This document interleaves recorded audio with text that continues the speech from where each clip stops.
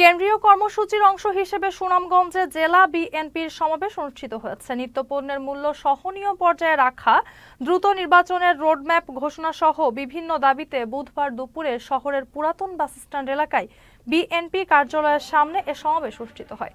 সভায় সভাপতিত্ব করেন বিএনপির সহ সাংগঠনিক সম্পাদক কলিম উদ্দিন আহমেদ মিলন ও সঞ্চালনা করেন সদস্য অ্যাডভোকেট আব্দুল হক। এ সময় বিএনপি চেয়ারপারসনের উপদেষ্টা আরিফুল হক চৌধুরী, সিলেট বিভাগের সহ সাংগঠনিক সম্পাদক মিফতা সিদ্দিকী ও জাতীয় নির্বাহী কমিটির সদস্য মিজানুর রহমান চৌধুরী সহ অনেকেই উপস্থিত ছিলেন।